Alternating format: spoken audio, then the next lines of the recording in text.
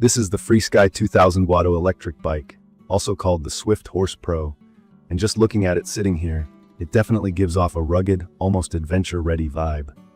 The big blue-gray aluminum frame stands out right away. It's chunky, it feels solid when you tap it, but it doesn't look overcomplicated like a lot of these monster e-bikes do. That's something I noticed and appreciated from the moment I pulled it out of the box.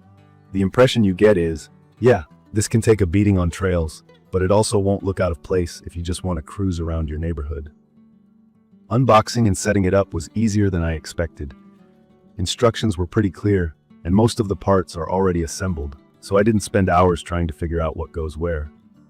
I had some doubts because of the size. The shipping box is huge, and the bike is definitely on the heavier side, about 92 pounds.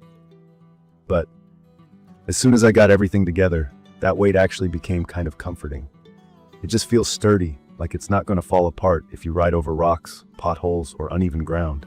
Let's talk about key features. The heart of this bike is the 1000W BAFANG motor. When you crank up the pedal assist or use the throttle, you can feel that power immediately. On paper, it peaks at 2000 watts, which basically means there's a surge of extra juice when you need to climb hills or accelerate quickly.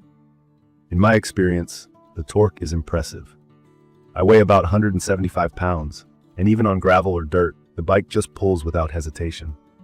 FREESKY advertises a max climbing angle of 40 degrees, and while I haven't found any hills that steep nearby, it handled everything I threw at it really well, never feeling sluggish or underpowered. If you're used to traditional bikes or even lower-end e-bikes, that instant surge might be a surprise. For anyone wondering what torque means, it's basically the strength of the motor when you start moving, especially useful when you're starting from a dead stop or tackling steep surfaces. This bike uses a 48-volt 30Ah Samsung cells battery, which is hidden nicely inside the frame. One look at the specs, a claimed 120 miles of range in pedal assist mode, made me curious, because that sounded like a lot. I've done a few rides mixing throttle only and pedal assist, and I can usually get several days worth of commuting and trail riding before the battery drops below half. If you go full throttle all the time, expect less range.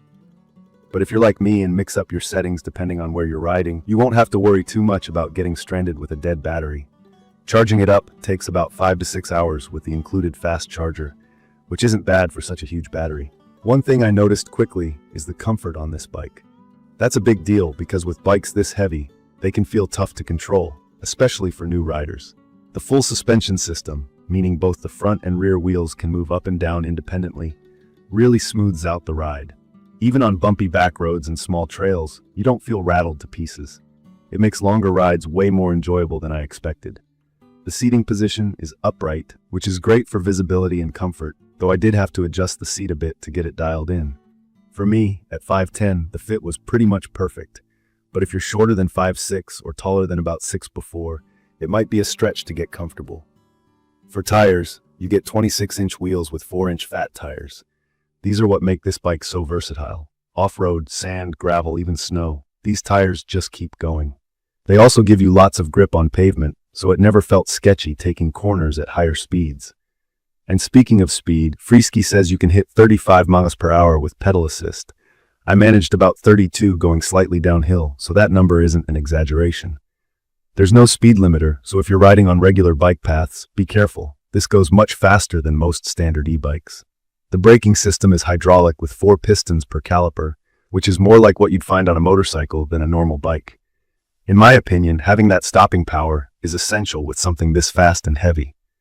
I was able to stop quickly and safely on loose gravel and asphalt both, and never felt like I was out of control. Now, a standout feature here is the smart display and NFC key system. There's a colorful screen that you can see even in bright sunlight, showing your speed, battery, and other info. To turn on the bike, you swipe a key card or enter a password. No clunky key or ignition. This is the first time I've used an e-bike with that feature, and I ended up liking it way more than I thought I would. It just feels slick and secure, and you can even charge your phone from a USB under the display. When I first looked at the Swift Horse Pro, I wondered if it was more bike than I needed. Is a 2000-watt peak motor necessary for most riders? From my experience, it's honestly awesome if you plan on going off-road, riding trails, or you just want to make sure hills aren't a problem. It's perfect for anyone who wants to use it on weekends for adventure or for getting around in neighborhoods with lots of hills. On the flip side, if you just want to ride to work on smooth city streets or bike paths, it might actually be a bit overkill, especially since the weight and speed can be intimidating at first. Also, check your local laws, since the power is above what's allowed for e-bikes in some areas. A few quirks stood out to me. The kickstand feels a bit wobbly for a bike this size. I'd love to see something sturdier from the company in future models. And while assembly out of the box was easy, the overall weight means I'd rather not have to carry this upstairs or lift it onto a rack single-handedly. If you need service or repairs, you may have to do some work yourself, unless you've got a local shop that does e-bike repairs. If you're curious about maintenance, it's mostly basic stuff. Wipe it down, check the brakes and tire pressure, keep the battery charged. The battery is removable so you can take it inside to charge, which is convenient. In conclusion, my quick review of the FREESKY 2000W electric bike is pretty straightforward. It's a fully loaded, high-powered e-bike that delivers comfort, range, and serious fun, especially off-road or in hilly neighborhoods.